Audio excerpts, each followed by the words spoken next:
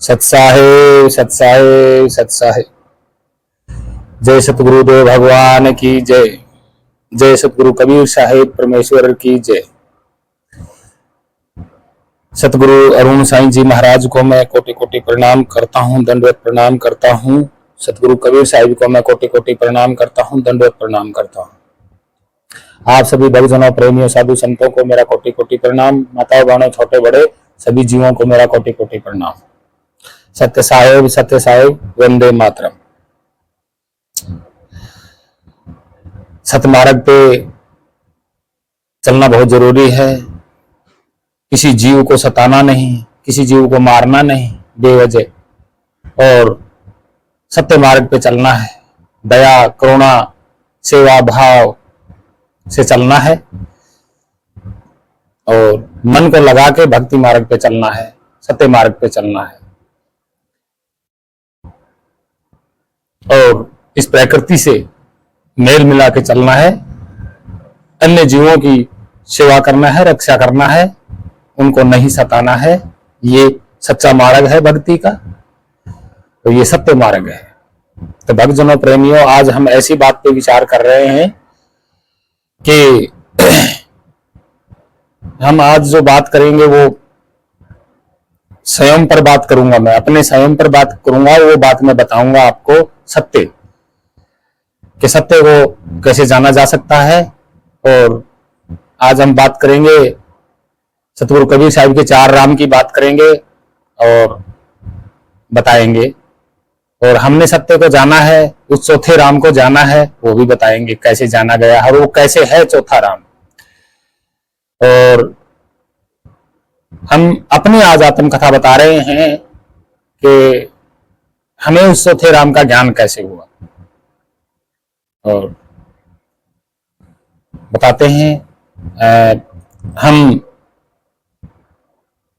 सतगुरु साईं अरुण जी महाराज को प्रणाम करते हैं। वो हमारे सच्चे सतगुरु हैं। उन्होंने हमें भेद बताया शब्द का, और हम उसी में रमण करते हैं। तो ऐसे सतगुरु को मैं दंडवत प्रणाम करता हूं। ऐसे सतगुरु अगर आपको भी मिल जाए, सच्चा सतगुरु, तो कल्याण हो जाएगा। चलिए हम बात करते हैं देरी न करते हुए कि चौथे राम कौन है और क्या है। तो हम बात करते हैं कि हमने पिछली वीडियो में बताया था कि चित्त को ही जीव कहा जाता है और सुरती को आत्मा कहा जाता है। और आत्मा ही परमात्मा है, ये अलग अलग टुकड़ों में नहीं है। आज हम प्रमाण उदाहरण के साथ बताएंगे, टुकड़ों में नहीं है। आत्मा और परमात्मा टुकड़ों में नहीं है। और चित्त और जीव एक है, चाहे उसे जीव कहो या चित्त कहो, एक है। तो हम आपको बता रहे हैं कि हमारे अपने बारे में बताते हैं हम, कि हम भी पाखंड में, तंत्र मंत्र विद्याओं में पाखंड के घेरे में थे, मन की कल्पनाओं के घेरे में थे, मन की कल्पनाओं के देवी देवताओं के कल्पनाओं में थे, मन कल्पनाएं देवी देवताओं भगवानों की कल्पनाओं में थे, और सत्य से दूर रहे। तरह तरह के मंत्र तंत्र विधि विधान क्रम कांड साधना सब करते थे। लेकिन जब पता चला असलियत का, तो सत्य कुछ और था और सत्य सामने आया। देखिए, जब मैं अपनी इन आंखों से दूसरी चीजों को देखता हूं, तो मुझे लगा, एक दिन मैंने विचारा कि दिखने वाली तो सामने वस्तु है जो मुझे दिखाई दे रही है, लेकिन ये देखने वाला कौन है? ये जो देखने वाला है ये कौन है? बस यहीं से विवेक जागना शुरू हो गया और सतगुरु साईं अरुण जी महाराज के चरणों में शीश झुकाया तो उन्होंने भेद बताया। तो हम शुरू करते हैं कि ये जो जीव है ये चित्त है, और चित्त एक बनाया हुआ है, ये बनाया गया है चित्त, यानी कि जीव बनाया है, और ये जीव परमात्मा का ही है, ये चित्त परमात्मा का ही है, किसी और का नहीं है। ना ये जीव परमात्मा से कभी दूर था और ना ही ये दूर है, सिर्फ ये जीव भूल चुका है परमात्मा को, यानी कि ये चित्त ही जीव है। देखिए,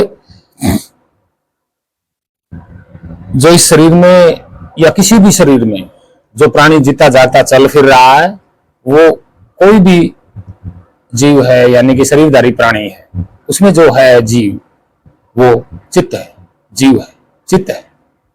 चित्त शरीर से निकल जाता है तो ये शरीर अचेत हो जाता है, फिर ये चल फिर नहीं पाएगा, बिल्कुल भी नहीं चल फिर पाएगा। जब तक चित्त है ये शरीर चल रहा है।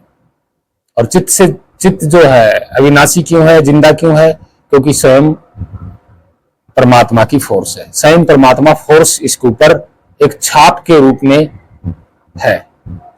वो छाप चित्त पर ही नहीं, कण कण के ऊपर है, कण कण पे, इस पूरे यूनिवर्स में। चंद्रमा पे भी उसकी छाप है, पूरे चंद्रमा पे, चंद्रमा के कण कण में उसकी छाप है। लेकिन चित्त नहीं है चंद्रमा के पास, इसलिए वो बोल नहीं सकता, देख नहीं सकता, सुन नहीं सकता। चित्त सिर्फ प्राणी में होता है, जिससे शरीर हिलता डुलता है। चित्त वृक्ष में नहीं होता। वृक्ष में जान जरूर होती है,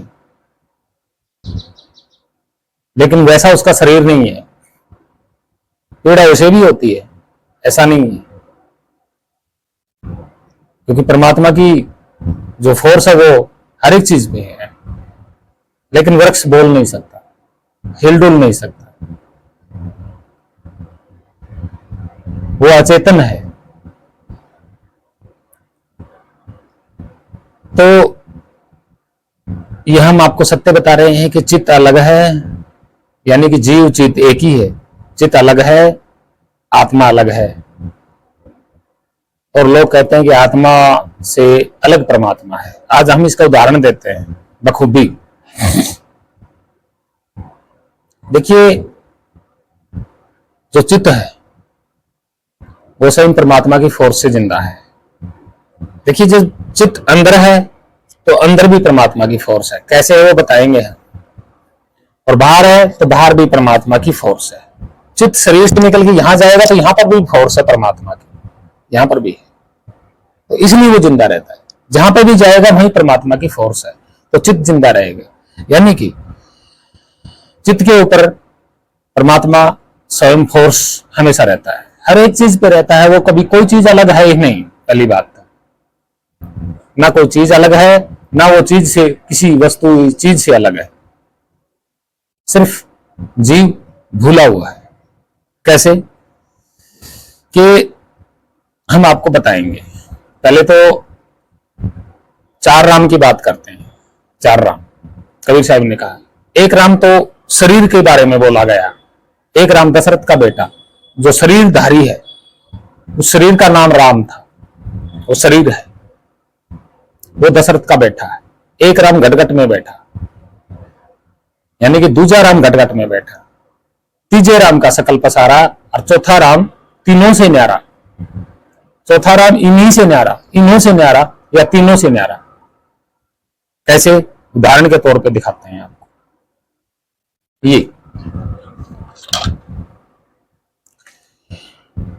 ये बोतल शरीरधारी है, इसका जन्म हुआ है, ठीक है। ये तो है, इस शरीर वाले राम को बोला गया है दशरथ का बेटा, क्योंकि जन्म हुआ इस शरीर का, ठीक। दूजा राम घटघट में बैठा, वो ये है।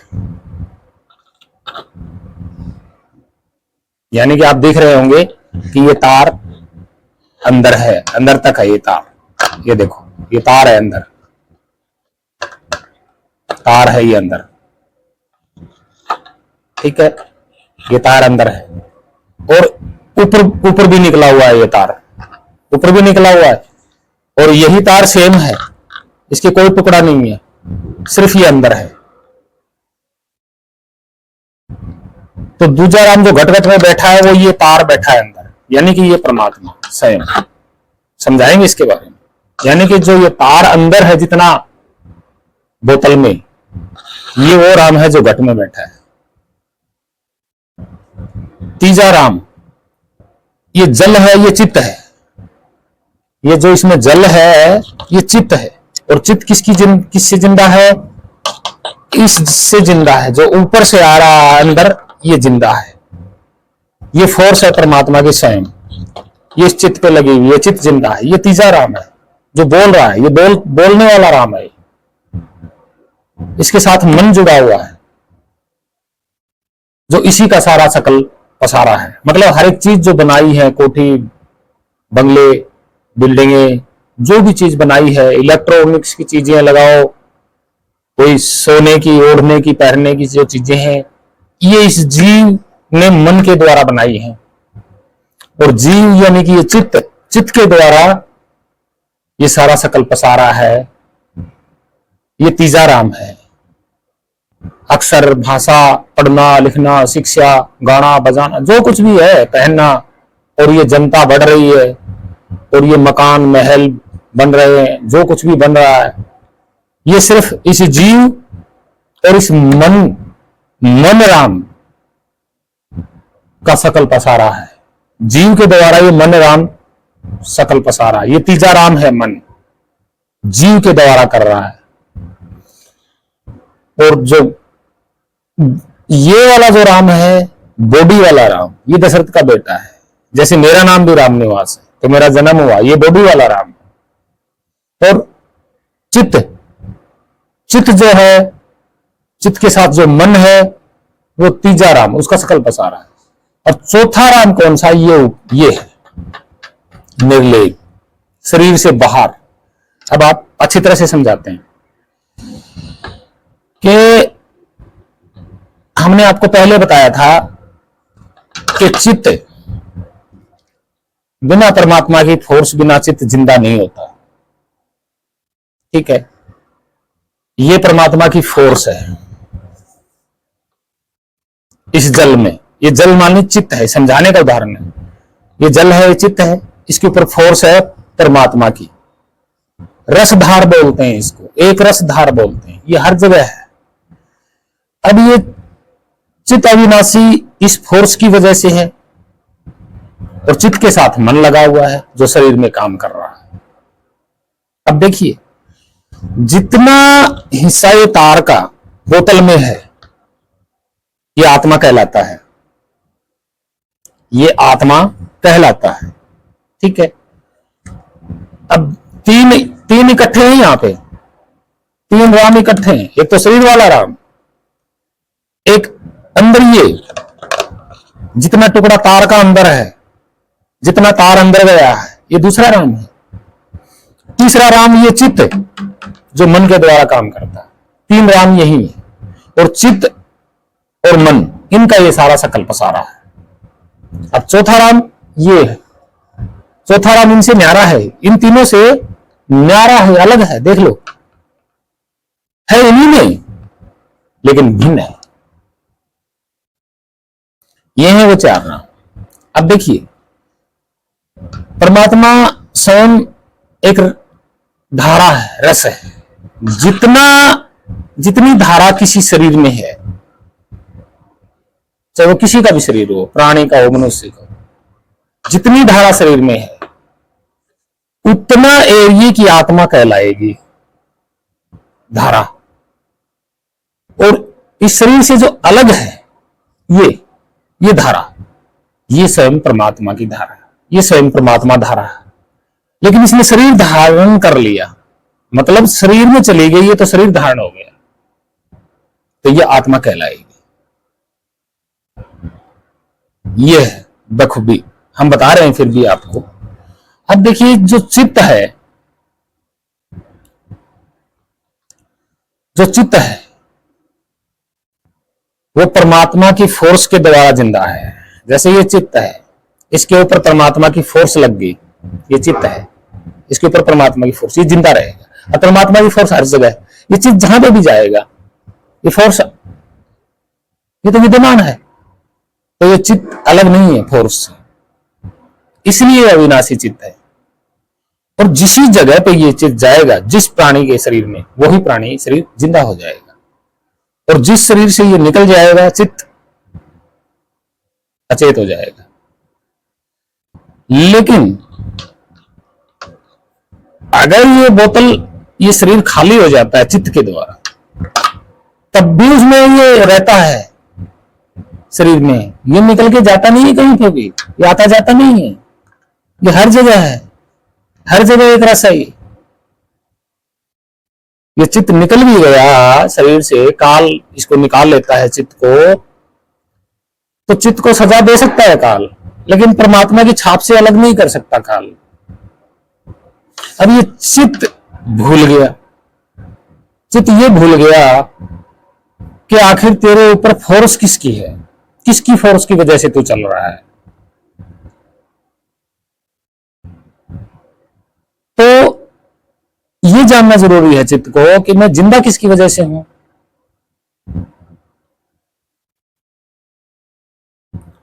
और ये चित्त भूल के बैठ गया, सब कुछ अपने आप को मान लिया। लेकिन इस चित्त, इस जीव को ये नहीं पता तेरे ऊपर जो फोर्स है, तेरे अंदर में जो फोर्स है, डायरेक्टली यहां से यहां तक उतर के आई है, हृदय तक, चित्त तक।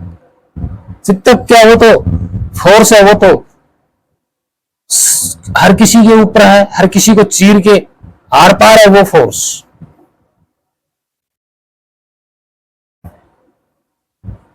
तो जो चित्त है वो आत्मा की वजह से है। अब देखिए, इतने हिस्से में आत्मा है और ये परमात्मा है, तो अलग तो नहीं है ये तो अलग नहीं है, ये तो एक ही है तार, ये तो अलग अलग नहीं है। लेकिन अब ये इतना हिस्सा आत्मा कहलाएगा, और ये परे, यानी कि शरीर से परे, इस शरीर से परे, पर आत्मा ये कहलाएगा। इसके पास शरीर धारण नहीं है, इसलिए परात्मा है, परमात्मा है।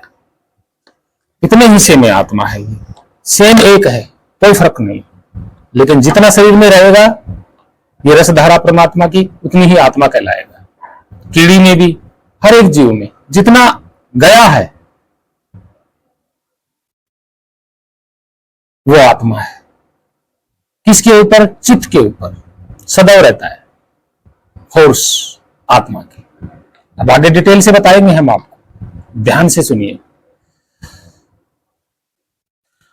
अब देखिए, यही हमने जाना है, मैंने ये जाना कि मैं चित्त हूं, जीव हूं, तो मैं किस वजह से जिंदा हूं, मुझ पर जो है किस चीज की फोर्स है, तो पता चला जब भेद चला कि शब्द की फोर्स है, शब्द ही आत्मा है, ऐसा नहीं है।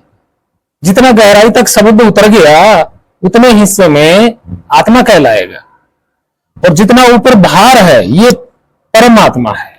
यानी कि शब्द जो है वो सबका ही सार है, ऐसा नहीं है, वो सबका सार है। तो यहां से, यहां सुरती है, यहां शब्द की फोर्स है, और यहां से नीचे उतरा हुआ है हमारे चित्त पे। इतना झीना कि चित्त इतना सूक्ष्म है कि कभी दिखाई नहीं देता जीव। शरीर तो है उसका, लेकिन दिखाई नहीं देता, पकड़ में नहीं आता, सिर्फ काल पकड़ता है उसको, क्योंकि काल से कोई नहीं बच पा रहा। काल के लिए कोई जगह खाली नहीं है कि जहां काल हो, काल ना हो, ऐसी कोई जगह खाली है ही नहीं। हर जगह काल भरा हुआ है, यानी कि समय चल रहा, हर जगह कोई जगह खाली नहीं है। तो ये जीव भी बच नहीं सकता काल से, बस। और जब ये जीव अपनी सुरती को जान लेता है, अपनी फोर्स को जान लेता है, जो इसके चित्त में, हृदय में उतरी हुई है, इस जीव, इस चित्त के, इस जीव के ऊपर, जिसकी वजह से ये जिंदा है, अविनाशी है, ये जान करके अपनी सुरती को तो पता लग जाता है कि शब्द हो रहा है और शब्द की फोर्स कपाल के ऊपर है, यही वो सुरती है। ये द्वार हमेशा खुला रहता है, इसी को उन्होंने 10वां द्वार बताया है। लेकिन रियल में ये उलझाने वाली बातें हैं, बिल्कुल ऊपर है कपाल के। और कोई सच्चा सतगुरु, भेदी सतगुरु आपका ध्यान डायरेक्ट यहां लगवाएगा और चित्त यानी कि जीव समझ जाएगा कि इस शब्द की फोर्स मुझ पर लगी हुई है और ये फोर्स मेरे अकेले पे नहीं है, पूरी संसार के, पूरी इस जितने भी जीव जंतु हैं, मनुष्य हैं, सब के ऊपर ये फोर्स लगी हुई है। और ये फोर्स हर जगह चित्त तक उतरी हुई है, चित्त तक अटैच है। इतनी छोटी है, कीड़ी में लगा लो कितनी छोटी हो सकती है। शरीर के अनुसार से फोर्स है, मनुष्य में भी फोर्स है, लेकिन वो दिखाई नहीं देती, डार्क एनर्जी है वो।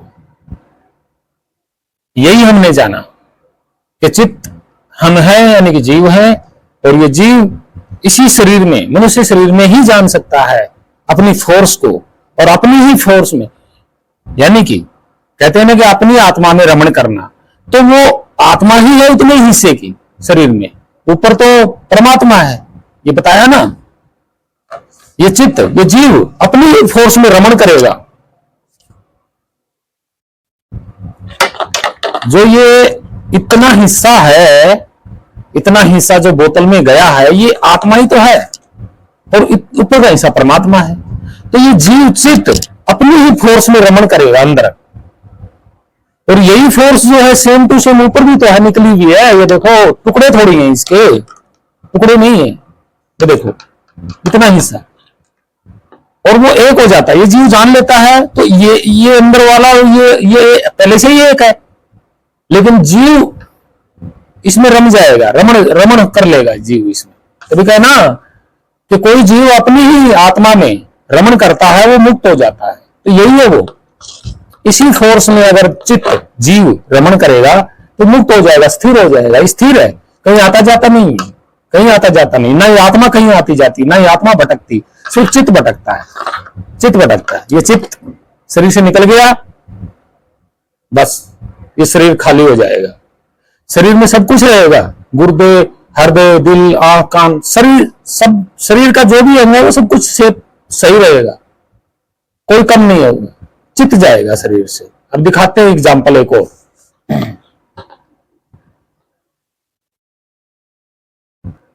अब देखिए, ये बोतल खाली है, इसमें से चित्त निकल गया, और फोर्स बोतल में अभी भी है आत्मा की, लेकिन ये चल नहीं पाएगा, अचेत हो जाएगा, चित्त नहीं है इसमें।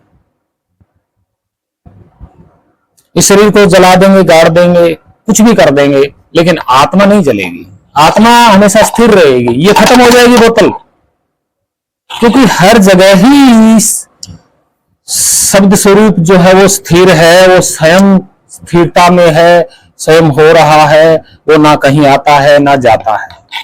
ये देखो, ये चित्त को ही निकाल के ले जाता है। अब चित्त को जैसे ही बाहर निकाला काल ने, तो यहां पे भी तो वही सीधी धारा है, रस है, मतलब ये पूरा का पूरा रस है स्वयं शब्द का।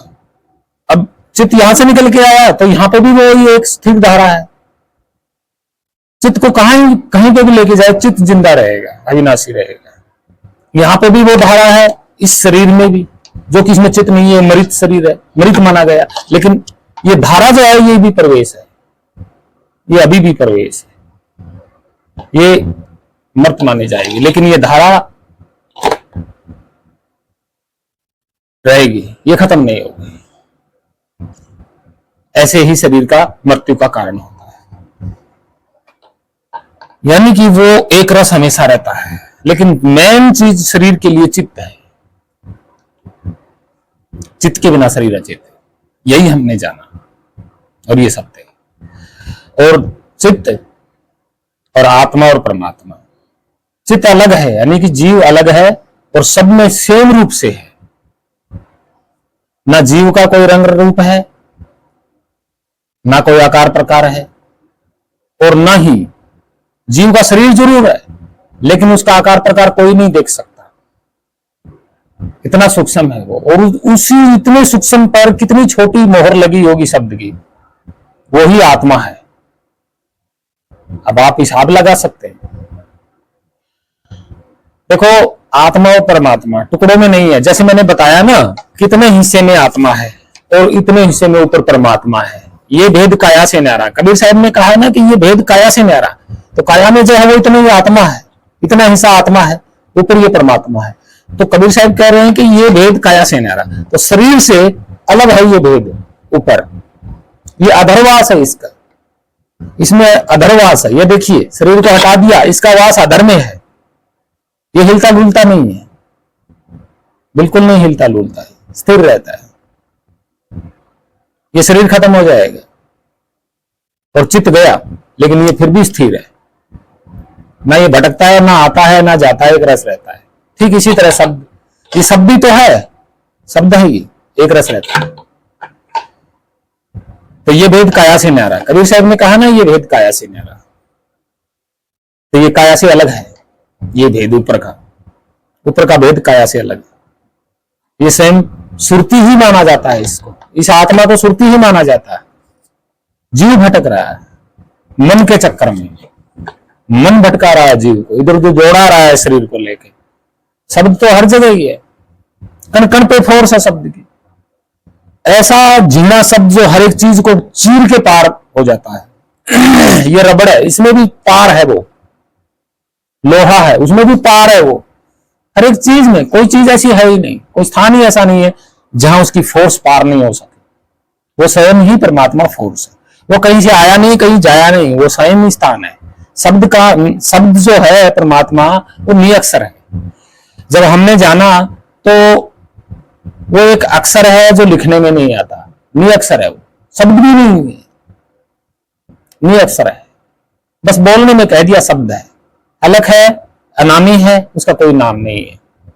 ना आत्मा का कोई नाम है, ना ये जो शरीर में अंदर आत्मा है इसका कोई नाम है, ना इस परमात्मा का कोई नाम है। दोनों ये कहीं, और जो इसमें चित्त है ना उसका कोई नाम है। वो एक सूक्ष्म आवरण है, इतना छोटा के देख नहीं सकते, कोई नहीं पकड़ सकता उसको, पकड़ के रख ही नहीं सकता शरीर में उसको, और वो किसी के बस में नहीं है। यानी कि हम जो जीव हैं, वो हम हमारी औकात से शरीर में नहीं रह सकते। हमें काल खींच के लेके जाएगा, समय के अनुसार समय अपने आप निकाल लेगा, काल अपने आप निकाल लेगा। और उस चित्त के ऊपर ही जो हमने किए हैं कर्म, जो वाणियां बोली हैं, किसी को गालियां दी हैं, किसी की हत्या की है, किसी को सताया है, किसी को मारा है, किसी से धोखाधड़ी, बेईमानी, जो कुछ भी किया है, वो चित्त के ऊपर चिपकता है। सब कुछ चित्त पे ही लिखा होता है, समय अपने आप पढ़ लेता है। इसीलिए अन्य शरीर में जाके उसको भोगने पड़ेंगे। चित्त ही सब कुछ है शरीर के लिए, और चित्त के ऊपर जो फोर्स है वो आत्मा की है। यानी कि इतने हिस्से में आत्मा, वो आत्मा कहलाती है, ऊपर परमात्मा कहलाता है, जो निर्लेप कोई शरीर नहीं है इसका। और इस पे शरीर होने की वजह से ये आत्मा कहलाती है। ये निरक्षर है, और शरीर में आने के बाद ये अक्षर हो जाती है। क्या हो जाती है? अक्षर।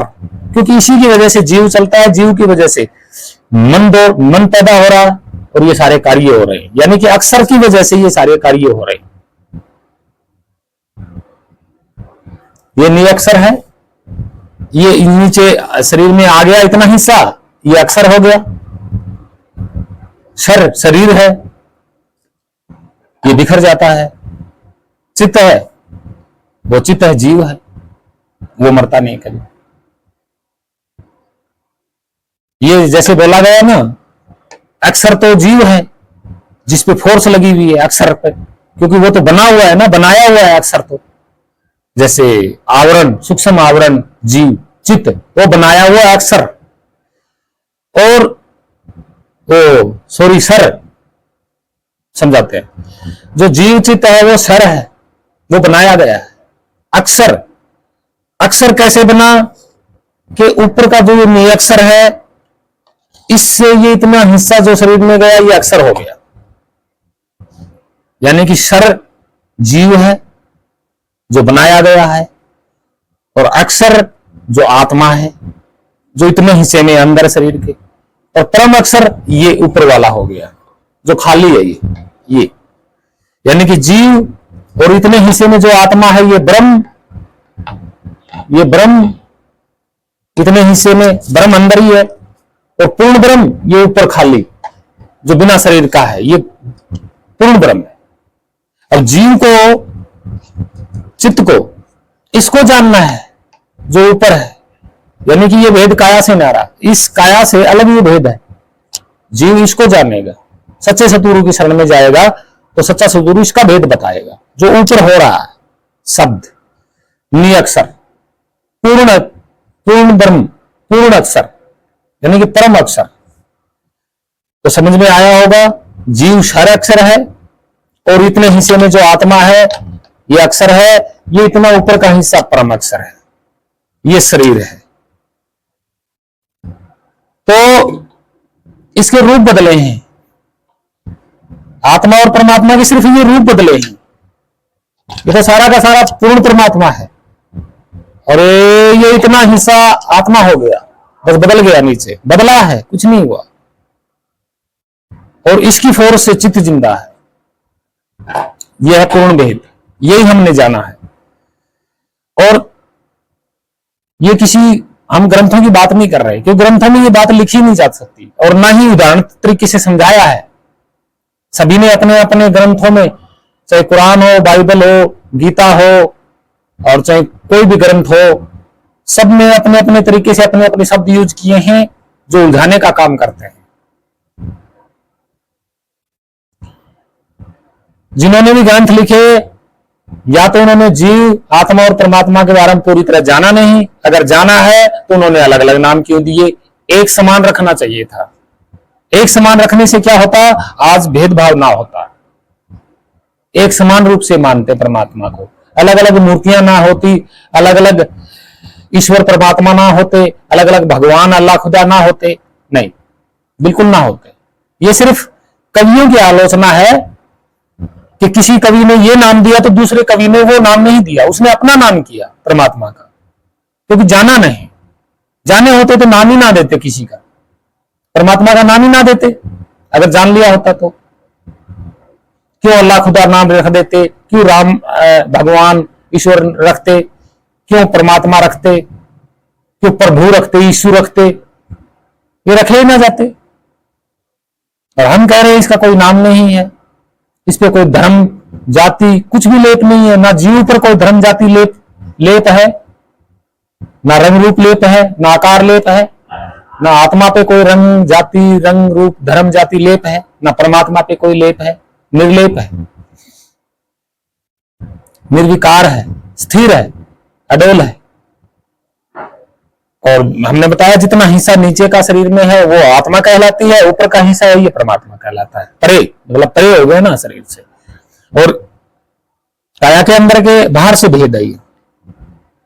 तो हे भक्तजनों प्रेमियों, ये जो निअक्षर है ना, यही ये लिखा नहीं जाता, ये पढ़ा नहीं जाता, इसका आकार प्रकार हम नहीं बना सकते, इसलिए निअक्षर है, ये निशब्द भी है, और ये सबका सार है, सबका सार है, सबके अंदर उतरा हुआ है, ये कण कण में बीच में से चीर के उतरा हुआ है, इतना झीना है, इतना सूक्ष्म है।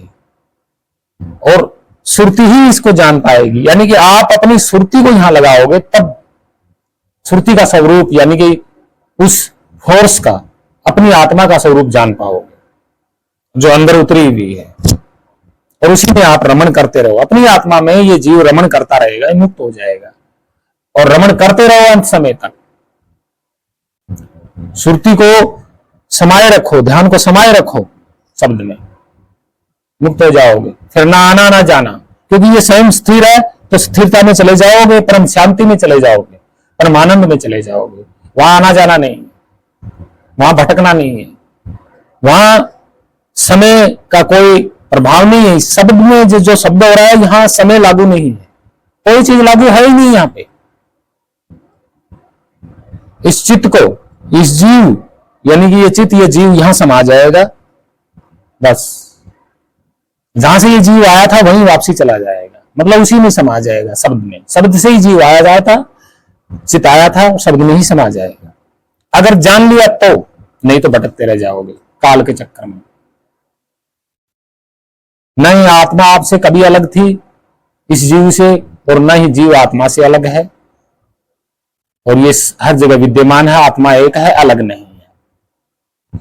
जैसे सूर्य का प्रकाश सब पे पड़ता है, तो कोई ये नहीं कह सकता कि मेरा प्रकाश अलग है, कोई नहीं कह सकता, सब पे बराबर है। इसी तरह आत्मा की जो फोर्स है वो सब पे बराबर है। इसलिए मन अलग अलग आत्मा बताता है, हालांकि आत्मा अलग नहीं है, सूर्य की तरह है। मानो जैसे सूर्य का प्रकाश प्रभाव सब पे पड़ता है, तो कोई जीव ये नहीं कहता ये मेरा प्रकाश है, ये मेरा अलग प्रकाश है, ये मेरा अलग प्रकाश है, ऐसा नहीं। और ये जो आत्मा की सिर्फ फोर्स है, इसलिए कहते हैं ना कि घट घट मेरा साईं। इतना हिस्से का जो आत्मा है वो शरीर के अंदर है, जो आत्मा कहलाती है। यही क्योंकि इस शरीर में आ गई ना, इसलिए आत्मा कहलाती है। और इतना हिस्सा ऊपर परमात्मा है, परमात्मा तरह की आत्मा।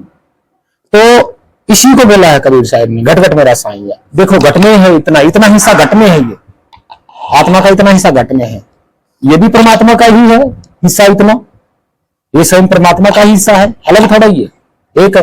लेकिन यहां आने के बाद आत्मा कहलाया, ये आत्मराम है, ये भी सबके घट में है, और ये भी जितना है ये भी एक है, कोई फर्क नहीं है, कोई टुकड़े नहीं है इसके। इसलिए कहा है घट घट मेरा साईं है। तो घट घट में ये आत्मा इतनी है, हर घट में। और ये किसका रूप है?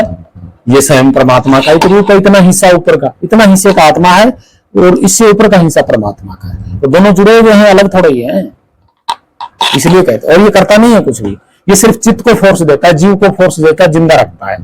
जो गलत काम है, हत्याएं हैं, मार काट है, ये सब मन के द्वारा, जीव के द्वारा होती है। क्योंकि जीव बेचारा कुछ नहीं कर सकता, ये मन हर तरीके के कांड करवाता है। इसलिए परमात्मा को दोष ना दें, परमात्मा सिर्फ जिंदा रखता है चित्त को, जीव को। वो करता कुछ नहीं है, स्थिर है, वो तो कुछ भी नहीं करता। उसका काम है जिंदा रखना, फोर्स रखना चित्त पे, जीव पे, हर एक चीज पे। तो परमात्मा कुछ नहीं करता है, वो स्थिर है। उसकी तो फोर्स है चित्त पे, चित्त का मन है, और ये मन सब कुछ करवाता है। बेईमाना, झूठ बोलना, मार काट, ये सब कुछ गंदे विचार, अच्छे विचार भी ये मन के द्वारा ही हो रहे हैं, और गलत विचार भी ये मन के द्वारा ही हो रहे हैं। ना आत्मा कुछ करती है, ना वो आती है, ना जाती है, ना वो हिलती है, ना डुलती है। उसे कोई हिला ही नहीं सकता, पकड़ ही नहीं सकता उसके को, उसको देख ही नहीं सकता कोई। हाँ, जान सकते हैं कि वो एक निरक्षर के रूप में स्थिर एक जगह हो रही है, जिंदा राम है, वो हो रहा है ऊपर। ये सत्य है, यही हमने जाना। और ये इतने हिस्से का आत्माराम अंदर है सबके, सब घट में। और ये इतना ऊपर का हिस्सा परमात्मा राम है, अलग नहीं है बिल्कुल भी। और ये हर जगह फोर्स है, हर जगह। कोई किधर भी जाए उधर ही फोर्स है। और जितना हिस्से में है वो आत्मा है, आता जाता कोई नहीं है। हाँ, चित्त आता है, चित्त जाता है, अलग अलग शरीर धारण करता है। तो ना आत्मा आई है ना जाई। हाँ, फोर्स हमेशा हर जीव में रहती है उसकी, वो स्वयं शरीर धारण नहीं करती। जीव को शरीर धारण करवाया गया है, काल ने करवाया है। ये सारा काल का खेल है, मन का खेल है। फोर्स आत्मा की और परमात्मा दोनों एक ही है। जैसे मैंने दिखाया ना, एक ही है, बस यहां से नीचे जाके बदल गई, आत्मा हो गई, यहां से ऊपर ऊपर परमात्मा है। जैसे शरीर में फोर्स आई, जितने हिस्से में गई वो आत्मा है। शरीर खाली हो जाएगा तो भी ये फोर्स रहेगी, लेकिन चलेगा नहीं शरीर, ऐसे अचेत हो जाएगा चित्त के बिना। और ये यहां आप जब जान जाओगे तो पता चलेगा कि हाँ, यहां मेरे दबाव है, यहां मेरा फोर्स लगी हुई है शब्द की, और ये अंदर तक उतरी हुई है, चित्त तक आई हुई है।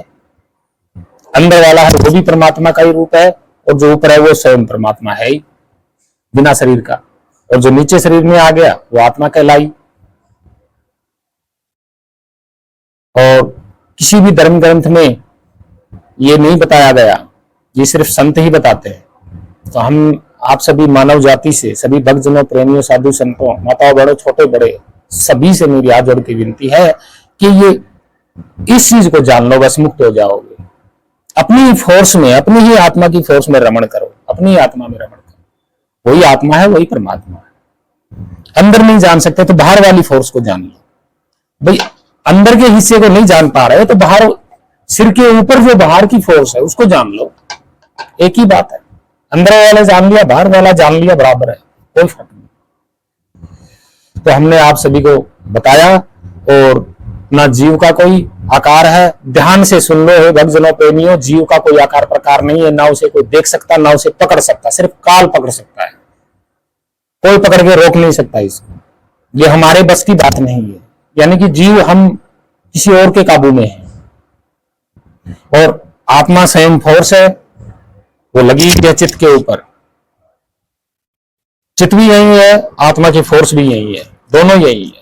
फोर्स इधर से आई हुई है, हर जीव के तालू से आती है फोर्स शब्द की, नीचे उतरती है वो आत्मा कहलाती है, ऊपर ऊपर परमात्मा होता है। तो ना जीव का कोई रंग रूप आकार प्रकार है चित्त का, और ना ही आत्मा का कोई रंग रूप आकार प्रकार है, ना वो कोई वस्तु है, और ना ही परमात्मा कोई वस्तु है। ना आकार है, ना प्रकार है, ना रंग है, ना रूप है, कुछ भी नहीं है।